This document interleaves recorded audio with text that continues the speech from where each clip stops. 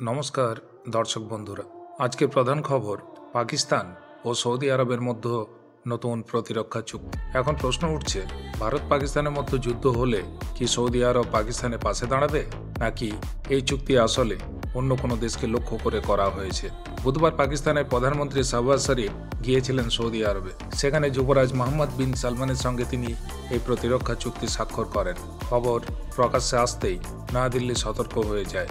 ভারতের বিদেশ মন্ত্রক বলছে বিষয়টি খতিয়ে দেখা হচ্ছে।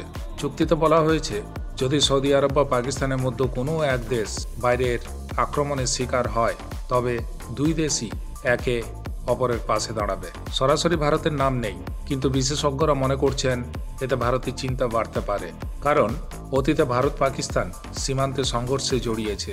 ভবিষ্যতে আবার এমন পরিস্থিতি তৈরি হলে পাকিস্তানের পাশে সৌদি আরব দাঁড়াবে কিনা সেই প্রশ্নও উঠছে।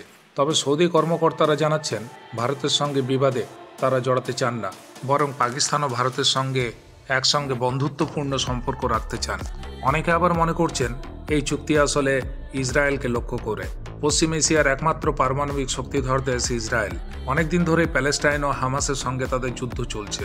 সৌদি আরব সেই আগ্রাসন ভালো চোখে দেখে না, তাই পাকিস্তানের মতো পারমাণবিক শক্তিধর দেশকে পাশে টেনে তারা আসলে ইসরায়েলকে বার্তা দিল বলেই ধারণা করা হচ্ছে।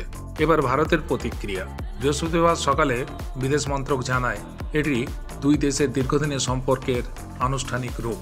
তবে ভারতের জাতীয় স্বার্থ ও আঞ্চলিক শান্তি রক্ষার বিষয়টি সবসময় নজরে রাখা হবে।